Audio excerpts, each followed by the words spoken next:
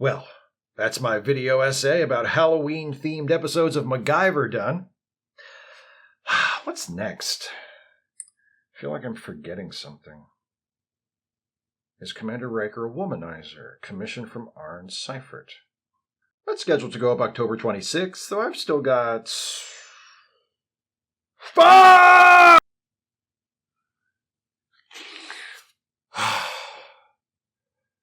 How the hell am I going to be able to get this video out today? There's not a chance. I mean,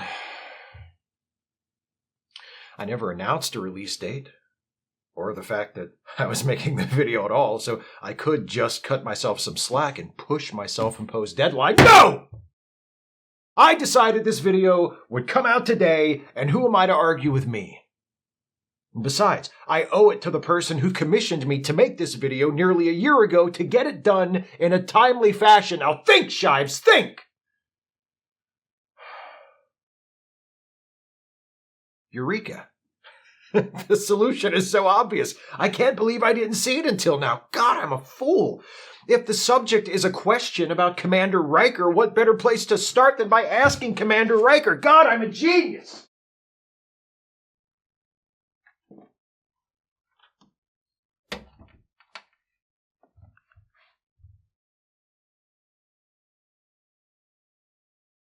Excuse me, Commander? Arn Seifert, an inquisitive and generous viewer of mine, wants to know, are you a womanizer? What? Are you a womanizer? That's how you start a conversation? No, hey, how have you been? No, pardon me, could I please have a moment of your time? I know I'm being a little abrupt, but the thing is... No jokes riffing on the fact that I'm a portrait on a wall? I really didn't have time to think of a joke on the way in here. It's not hard. I'm ordering dinner for later. I could get you something if you plan on hanging around. Was that hard? All right, look, I'd love to stand here and banter with you, but I'm in a bit of a time crunch. Can you just answer the question? Am I a womanizer? Yes. No. You're not a womanizer. No, I'm a serial monogamist. Okay. What's the difference?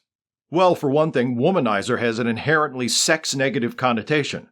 I would never choose to characterize myself that way. So-called womanizers are people who frequently engage in casual sex, but as long as all parties involved are fully informed, consenting adults, there's nothing inherently wrong with casual sex. For another, I wouldn't describe myself as someone who frequently engages in casual sex.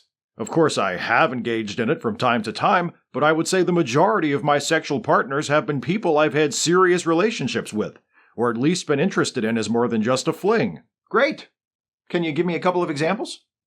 Examples of times I haven't been a womanizer? Yeah. See, the way these videos usually go is I'll state my thesis at the beginning, and then I'll support it by summarizing an episode or two of a Star Trek show that's relevant to the topic. Uh-huh. And I'll deliver the summary in this breezy, extremely informal voice, as though I'm telling a story to some friends at a party or something. I don't know if you'd be comfortable doing that too, but if you could, that would be great. So you basically want me to just do your video for you? The commission was $50. If you want, I can split it with you.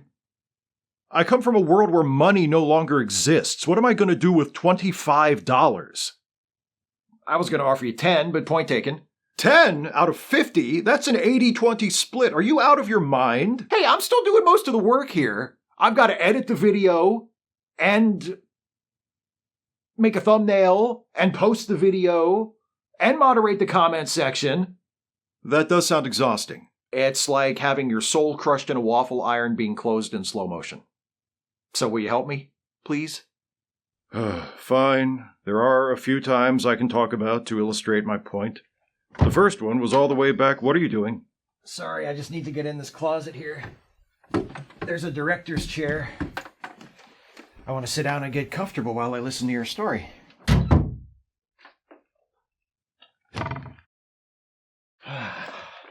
So, please, continue. This first example is from all the way back in the BB days. Is that before Beard? That's right. It's from an episode Of Star Trek The Next Generation? of my life called 11001001. Your life experiences have episode titles? The more you keep pointing it out, the quicker this all falls apart. Sorry? Sorry? The Enterprise arrives at Starbase 74 to undergo maintenance and receive a computer upgrade. The upgrade is to be conducted by members of a species called Binars, who always operate in pairs and are linked to a central computer located on their home planet. These are the first two Binars introduced to Captain Picard and me. That's 1-0 with the cybernetic device attached to the left side of their head, and 0-1 with the device attached to the right side of their head. And they... Oh, let me guess. They harbor vicious racial prejudice against each other, and no one aboard the Enterprise can figure out why. Captain Picard observes that they appear to be of the same race, and 1-0 says, "Are you blind, Captain?" My cybernetic doohickey is on the left side. 0-1's is on the right side. All of their people have their cybernetic doohickeys on the right side. No. What? What are you even talking about? It's a riff on Let That Be Your Last Battlefield. With the half-white, half-black guys? I believe they prefer the term biracial. It's a classic Star Trek episode. And? I don't have encyclopedic knowledge of everything that happens in every other Star Trek series. I'm not a Lower Decks character. I mean, you kind of are. May I continue with this thing you begged me to do? Please. As I was saying, the Binars have come to upgrade the Enterprise computer. Most of the crew leaves the ship during the upgrade process. I take a little tour to check up on the few crew members still aboard. Then I find two other Binars, 1-1 and 0-0, working on the holodeck. They invite me to try out the enhancements they've just installed, so I ask the holodeck to recreate a New Orleans jazz club in 1958. Naturally. I walk into the club and there's this gorgeous brunette sitting at the bar. I approach her and say, "What's your name and tell me you love jazz?" She tells me her name is Minuet, and she loves all jazz except Dixieland, because you can't dance to it. So I say to her, "What's a knockout like you doing in a computer-generated gin joint like this?" What's that, like a pickup line? No, a pickup line is the first thing you say to someone. It's like an icebreaker. So your pickup line was, "What's your name and tell me you love jazz"? No, that was my icebreaker. You just said they were the same thing? No, I said a pickup line was like an icebreaker, but I don't use pickup lines because I'm not a womanizer. Back to the story. Right away I realize that Minuet is like no other hologram I've ever encountered. It's not just that she's beautiful or flirtatious. She seems to know me. We talk, we dance, we kiss, and then... And then Captain Picard comes in and cockblocks you. God, I know. I mean, read the room. We're standing there dancing and kissing. He walks in, pretends not to see us, and then before I even know it's happening, he's sitting at the table and they're speaking French to each other. He's a great captain, but he is the worst wingman ever. Anyway, unbeknownst to us at the time, the Binars have faked an emergency with the warp core to force a full evacuation of the ship. Then, with everyone else relocated to the starbase and the captain and I busy in the holodeck, the Binars steal the Enterprise and set course for their homeworld. When we realize the ship is at red alert and we're the only ones left aboard, Minuet comes clean and admits she was programmed by the Binars to serve as a distraction. The Enterprise reaches the Binar homeworld. Their central computer appears to be inoperative. The Binars aboard the Enterprise are unconscious and we can't regain control of the ship from them, so I go back to the holodeck to talk to Minuet, and of course you-know-who has to tag along. Minuet tells us that the Binars had to shut down their planet's main computer until the electromagnetic pulse from a nearby supernova passed, and now they need help from the Enterprise's computer to restore their systems. So, eventually, we figure that out, get their computer back online, and everything is hunky-dory. Hunky-dory? It's an old Earth expression. Everything, that is, except Minuet. I return to the holodeck once the Enterprise is safely back at Starbase. The New Orleans Jazz Club program I initiated is still running, but Minuet is gone. No matter how many variations of the program I tried, I couldn't bring her back. She was difficult to forget. I mourned her as I would have any lost love. And here's the most important part. A few years later, I find myself in a holographic simulation created by a lonely alien child marooned on a planet near the Romulan neutral zone. Oh yeah, Barash! How's he these days? We don't talk. For the first part of this simulation, I'm made to believe it's 16 years in the future, and I've gotten married and had children. To make the simulation more realistic, it drew upon details it read in my own thoughts, feelings, and memories. The person the simulation chooses as my wife is Minuet, because in my mind, she isn't a holodeck character. She's real. So, does that sound like a womanizer to you? It does a little? What are you talking about? It does not! It sounds like you could potentially be someone who has had many casual sex partners, but is so starved for true intimacy with another person that you mistake an enjoyable interaction with a computer program designed to anticipate your needs as a genuine human connection.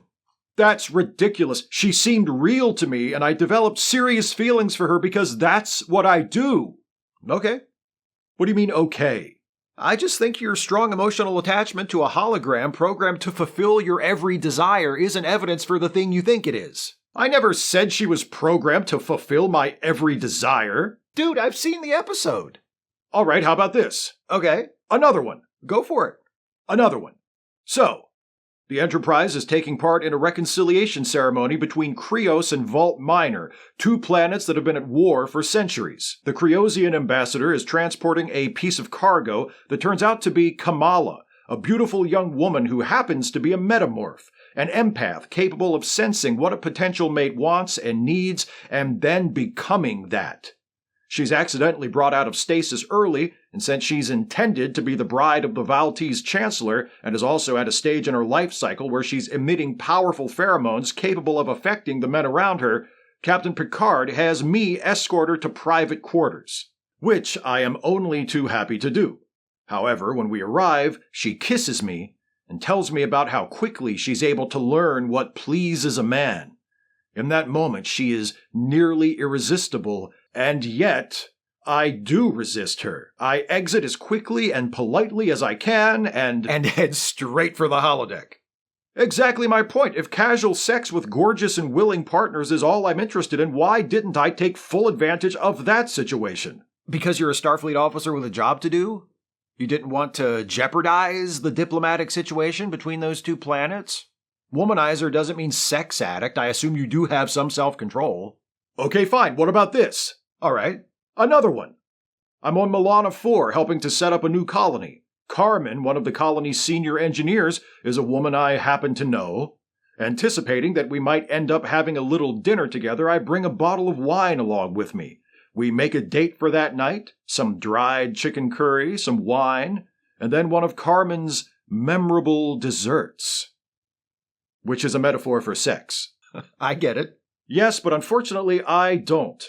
The crystalline entity appears mere moments later, and as she's helping to move the colonists to safety, Carmen is tragically killed. And her death hit you pretty hard, huh? Yes, it did. I think it's plain to see she meant something to me, something more than an opportunistic one-night stand. I even wrote a letter to her family after her death. That's rough. And do you miss her more or less than the holographic lady who automatically changed herself to please you? That isn't the point! Don't get hot about it. Another one. Yuta. Oh, the woman you vaporized with a phaser when you absolutely did not have to do that? She turned out to be an assassin! She was going to kill Chorgan, the leader of the Gatherers, at the peace negotiations with Maruk, the sovereign of Akamar. I tried to stun her twice, and that didn't stop her. Right, but she was genetically altered to have an extended lifespan. She didn't have super strength. You could have just, grabbed her. Or told Captain Picard to grab her. He was literally sitting right there. Again, not the point. The point is, I really liked her, not as a sex object, but as a person. I even tried to help her overcome her deeply ingrained mindset of servitude and think of herself as an equal to others. Are you really asking for a cookie for not treating a woman like a servant the day before you obliterated her from existence? Another one. Soren. Oh boy. More like, oh girl. I accepted her unequivocally when she came out to me as female. I answered all the questions she asked about human gender and sexuality with maturity and sensitivity. I stood up for her when she challenged the ignorant authorities of her homeworld. All very commendable. And I fell in love with her. I even took Worf on an unauthorized rescue mission to try and get her off that planet, but by then it was too late. Her true gender identity had been erased through psychotectic treatments. And if you could rate how upset you were about Sauron on a scale of 1 to minuet. I will vaporize you! Hey! You know I'm capable of it! Easy, big fella. Flattery will get you nowhere! I agree with you, okay? What? You're not a womanizer? That's really what you think? Yes, it is. In fact, it's what I have thought for quite a while. All of the examples you've talked about establish that more often than not, your interest in women has been deeper than simply wanting to get laid. And even though there are a few examples we've seen throughout your adventures that could potentially be described as acts of casual sex, like when you hooked up with Mistress Beata on Angel 1, or Brenna Odell when the Bring Lloydie colonists were aboard the Enterprise, or Itana, that Qatarian babe you met on Risa, who turned out to be part of a secret plot to take over the Federation through mind-controlling video games. Like you said, there's nothing wrong with casual sex as long as everyone involved knows what the deal is. And we've never seen you conduct yourself with anything other than integrity in your romantic affairs. Plus, there's your whole entire history with Deanna Troi. You two obviously share a deep and loving connection that lasts for years and years, despite the fact that you aren't actually a couple anymore. And even though it's hinted that you still hook up with each other occasionally, you also totally respect her autonomy and aren't a weird possessive jerk about it when she goes out with other people. Even when those people are obviously massive douchebags like that Devanani Ral guy. So no, you're definitely not a womanizer. You like the ladies and the ladies like you. Nothing wrong with that. Then why have you been arguing with me this whole time? Video? Oh.